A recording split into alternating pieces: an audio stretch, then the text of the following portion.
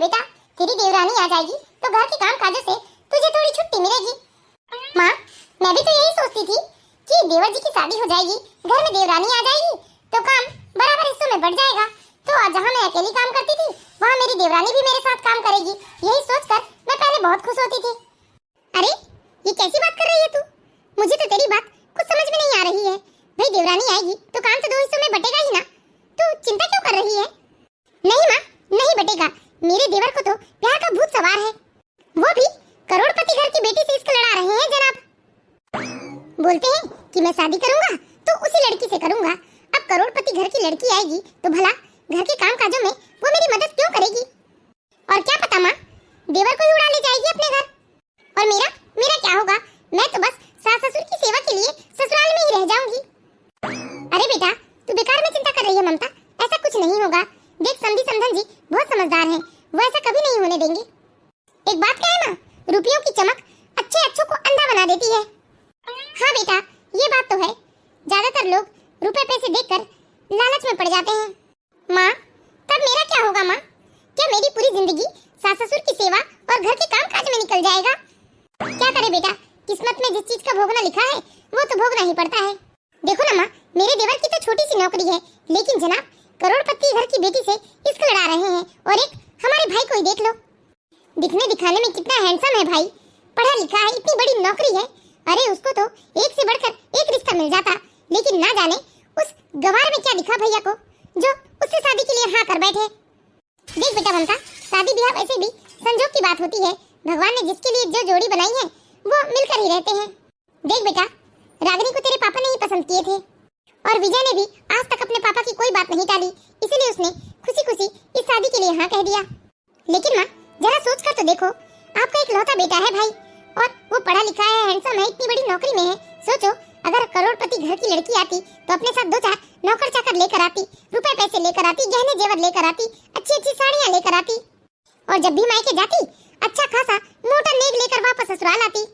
आपकी तो चांदी ही चांदी होती, लेकिन भैया ने तो जाने दो। अरे रागिनी बहू, तुम वहाँ क्यों खड़ी हो? आओ देखो, ममता आई है। प्रणाम दीदी।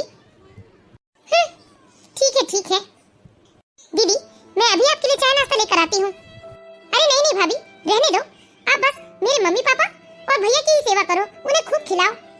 ठीक है मम्मी, मैं चलती हूँ, बस यही खबर देने आई थी। आपको तो मालूम है, वैसे भी आजकल मैं अपने मायके में आना जाना कम ही कर चुकी हूँ। ऐसा ना हो कि धीरे धीरे मेरे मायके में आना टोटल बंद हो जाए। ठीक है मम्मी, जब देवर जी की शादी पक्की हो जाएगी ना, तब आऊंगी मैं आप लोगों को खबर देने। देखे बहू, ममता की बातों का बुरा मत मानना, वो बचपन से ही जरा मुंह फट है, जो मुंह में आता है बिना सोचे समझे बोल देती है। शुरू से लाडली रही है ना अपने पापा भैया की, इसलिए जरा कोई बात नहीं माँ जी। ये है रागिनी का ससुराल। रागिनी के ससुराल में रागिनी के सास ससुर, रागिनी की पति और एक शादीशुदा नंद थी, जो कि ससुराल में कम और मायके में ज्यादा आना जाना करती थी। लेकिन फिर भी रागिनी की ननद यही गुणगान करती कि वो मायके में आजकल बहुत कम आती जाती है। असल में रागिनी और विजय की शादी को अभी 7 महीने ही हुए हैं। रागिनी बहुत ही गरीब परिस्थिति में पली बड़ी लड़की है, लेकिन वह बहुत समझदार है। रुपए पैसों से वो गरीब जरूर है, लेकिन वह समझदार है, दिल की बहुत बड़ी है। वह कभी किसी की दिल दुखाने वाली बात नहीं करती है।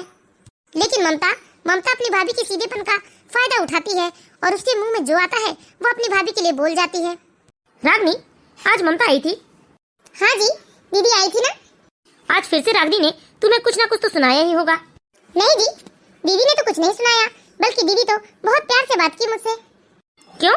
क्या सूरज पश्चिम से उगा था जो ममता ने तुमसे प्यार से बात की? क्यों जी, मैं इतनी बुरी हूँ क्या कि दीदी मुझसे प्यार से बात नहीं कर सकती? अरे नहीं, ऐसी बात नहीं है। असल में तुम बहुत प्यारी हो, लेकिन ममता कभी तुम्हें समझती ही नहीं। उसके मुंह में जो आता है अक्सर वो बोल देती है वो। अरे छोड़िए ना जी, दीदी इतनी भी बुरी नहीं है। विजय जानता था कि ममता कभी किसी से संतुष्ट नहीं हो सकती और ना ही कभी किसी की तारीफ कर सकती है, लेकिन रागिनी ममता की झूठी तारीफ ही कर रही है, क्योंकि रागिनी के तो स्वभाव में ही है, वो बिगड़ी हुई चीजों को भी सुधार लेती है। इसी तरह धीरे धीरे 1 हफ्ते का समय बीत जाता है। 1 हफ्ते बाद फिर से ममता दौड़ते दौड़ते अपने मायके आती है। असल में ममता के ससुराल और मायके की दूरी बस 20 मिनट की थी, इसीलिए जब भी कोई नई बात होती या फिर किसी की बुराई करनी होती तो ममता सीधे अपनी माँ के पास आ जाया करती है। Mummy, mummy. अरे ममता तुम? पापा, पापा मम्मी कहाँ है? मम्मी से मुझे बहुत जरूरी बात करनी है। अरे तेरी मम्मी तो पूजा कर रही है बेटा। अच्छा तू बैठ ममता, मुझे ना मेडिकल जाना था, कुछ जरूरी दवाइयाँ लेने जा रहा हूँ मैं। ठीक है पापा। यहाँ टेंशन से मेरी जान निकले जा रही है और वहाँ माँ आराम से बैठकर बस घंटी बजाए जा रही है। माँ, माँ जल्दी पूजा करो माँ, कब से घंटी बजा रही हैं आप? अरे ममता तू क्या हो गया बेटा? इतनी घबराई हुई सी क्यों है? इतने पसीने क्यों छूट रहे हैं तुझे? माँ, माँ मुझे बहुत टेंशन हो रही है माँ। अरे किस बात की टेंशन बेटा? माँ सबसे पहले तो आप अपनी बहू को बुलाओ, मुझे तो सबसे ज्यादा आपकी बहू की ही टेंशन हो रही है। अरे बेटा रुक तो जा, सांस ले, इतनी भी क्या जल्दबाजी है? नहीं माँ, आपको पता है ना मेरे पास बिल्कुल भी टाइम नहीं रहता, मैं तो अपना कीमती समय निकालकर बड़ी मुश्किल से यहाँ तक आ पाती हूँ। पानी पीने की तो बात दूर, सांस लेने की फुर्सत नहीं है मेरे पास। आप बस जल्दी से ना अपनी बहू को बुला दो, मैं बड़ी मुश्किल से टाइम निकाल कर आई हूँ।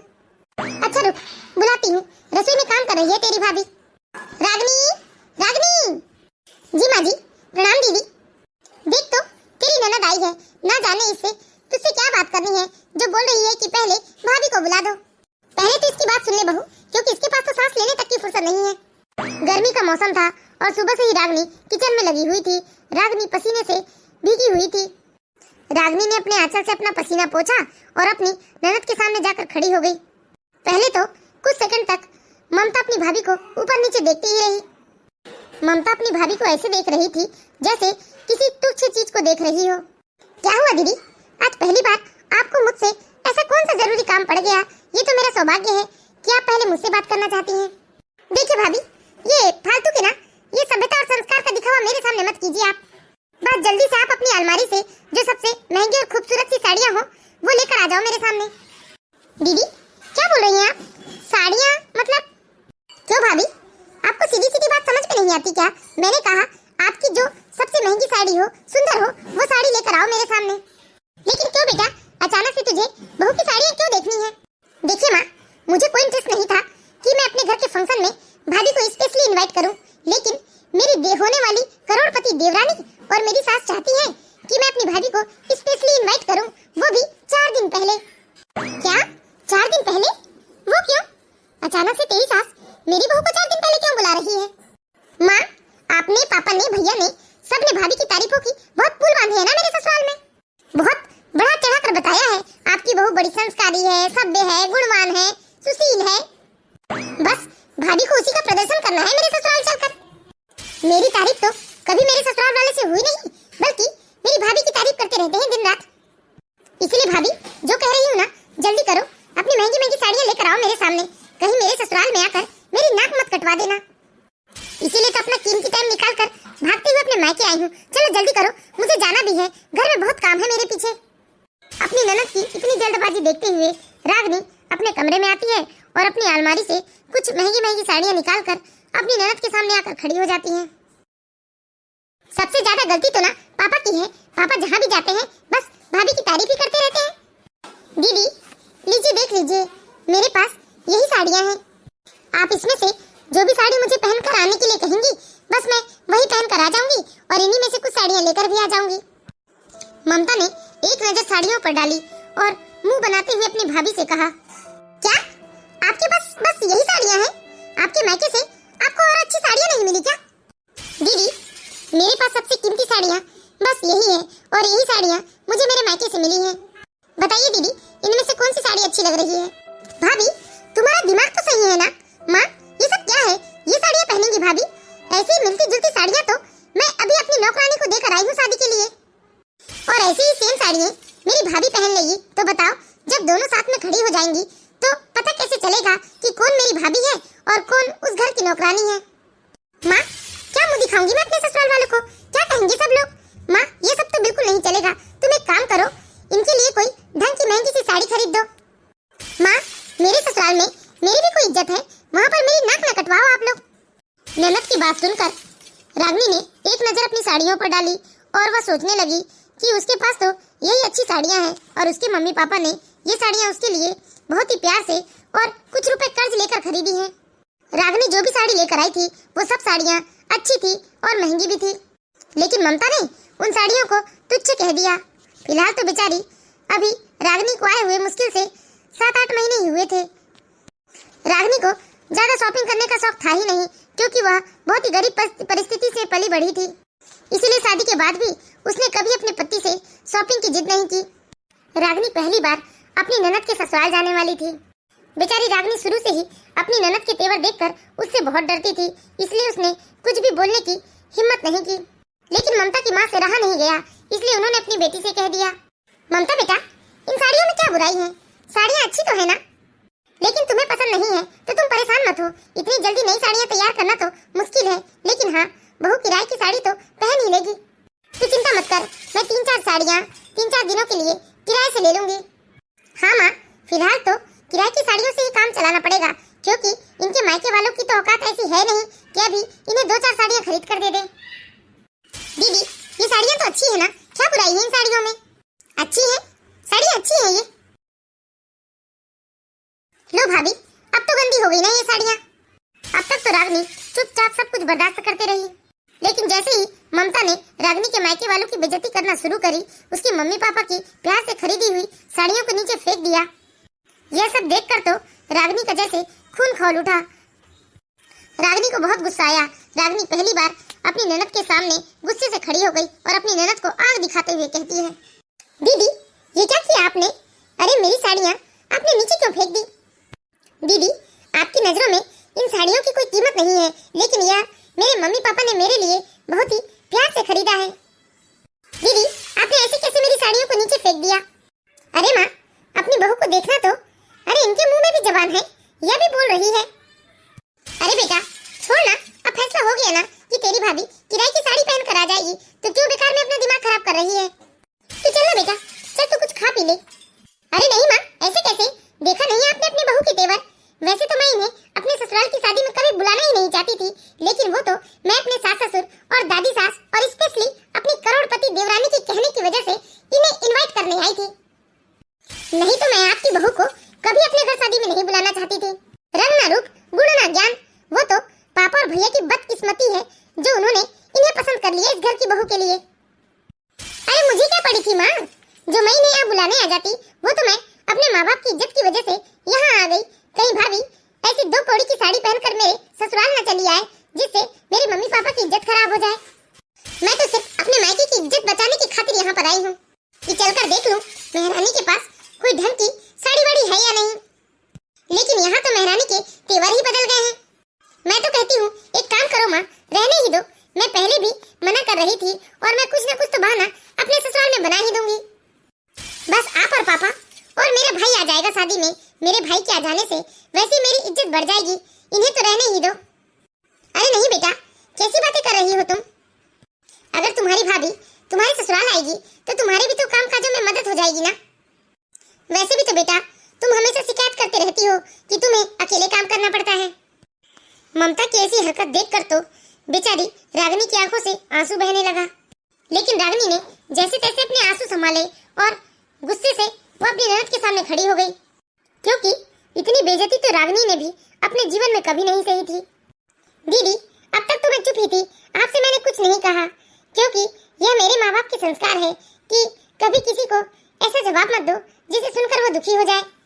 मेरे मम्मी पापा ने मुझे ये सिखा समझा कर भिजवाया है ससुराल कि ससुराल में सास ससुर और ननद की बातों को बर्दाश्त करना पड़ता है, लेकिन साथ ही साथ यह भी सिखाया था कि बर्दाश्त करने की भी एक हद होती है। जहाँ बात आत्मसम्मान किया जाए, वहाँ पर बर्दाश्त करने का मतलब खुद को नीचे गिराना होता है। दीदी, आपकी हिम्मत कैसे हुई मेरे मायके की दी हुई साड़ियों को ऐसे नीचे फेंकने की? आपके लिए ये साड़ियाँ तुच्छ होंगी, लेकिन मेरे लिए ये बहुत ही कीमती और बहुत खास है। और मेरी साड़ियों की जगह ना आपकी महंगी महंगी किराए की साड़ियाँ नहीं ले सकती। इसमें मेरे माँ बाप की मेहनत की कमाई लगी है, खून पसीने की कमाई लगी है, उनका प्यार है इसमें। इसलिए दीदी, आइंदा से मेरे सामान के साथ ऐसी हरकत मत करना। क्या? बस करो, तुम्हारी इतनी हिम्मत, तुम मुझसे बदतमीजी कर रही हो? तुम मुझे धमकी दे रही हो? तुम मुझसे ऐसी बातें करोगी? अभी तुम मुझे जानती नहीं हो। गुस्से में ममता आग बबूला हो जाती है और वो अपने भाभी को मारने के लिए जैसे ही आगे बढ़ती है, वैसे ही विजय घर में आ जाता है और जोर से चीखते हुए कहता है, ममता, बस बहुत हो गया ममता। कब से मैं बाहर खड़ा होकर तुम्हारी बदतमीजी सुन और देख रहा था। तुम्हारी हिम्मत कैसे हुई? तुम मेरी पत्नी के ऊपर हाथ उठाने जा रही थी और तो और तुमने अपनी भाभी के कपड़े भी नीचे फेंक दिए। भैया, ये आप कह रहे हैं मैं इस घर की बेटी और आपकी बहन हूँ? आप इस कल की आई लड़की के लिए अपनी बहन से ऐसी बातें कर रहे हो? शुक्र मनाओ ममता, अभी तक बातें ही की है, नहीं तो थप्पड़ के बदले थप्पड़ लगाना भी मुझे आता है। रही बात ममता इस लड़की की, तो यह कोई ऐसी वैसी लड़की नहीं, ये मेरी पत्नी है, इस घर की बहू है और शादी के समय मैंने इससे वादा किया था कि इसकी इज्जत और मान सम्मान की रक्षा करूंगा मैं। लेकिन जिस घर में मेरी पत्नी की इज्जत ना हो, उसका ही मान सम्मान ना हो, उस घर में मेरी पत्नी क्या, मैं भी पूरी जिंदगी कभी कदम नहीं रखने वाला। तुम्हें क्या लगता है कि तुम रागिनी को जलील करके चली जाओगी, उसकी बेइज्जती करके चली जाओगी तो मैं तुम्हारी इज्जत बढ़ाने तुम्हारे ससुराल में आऊंगा, तुम्हारे ऊपर पैसे लुटवाऊंगा? बिल्कुल नहीं, बिल्कुल भी नहीं। भूल जाओ, यह सपने में भी मत सोचना कि मैं तुम्हारे ससुराल आऊंगा और तुम्हारे मान सम्मान बढ़ाऊंगा। रागिनी, कमरे में चलो। रागिनी भी चुपचाप विजय के साथ अपने कमरे में चली गई। आज रागिनी को अपनी ननद की बातों का इतना बुरा नहीं लग रहा था, क्योंकि अब उसका साथ देने वाला उसका पति उसके साथ खड़ा था। इधर ममता किसी से कुछ नहीं कहती और चुपचाप वापस अपने ससुराल चली जाती है। इधर ममता की माँ भी ममता को नहीं रोकती और चुपचाप अपनी बेटी को जाते हुए देखते रहती है, क्योंकि कहीं न कहीं ममता की माँ को भी लग रहा था कि उनके बेटे बहुत सही हैं और उनकी बेटी यहाँ पर गलत है। तो हम आशा करते हैं दोस्तों, आप लोगों को हमारी ये कहानी जरूर पसंद आई होगी। यदि कहानी अच्छी लगी हो तो प्लीज इस वीडियो को लाइक कीजिए और इसी तरह की मोरल स्टोरीज देखते रहने के लिए हमारे चैनल सास बहू की दुनिया को सब्सक्राइब करें।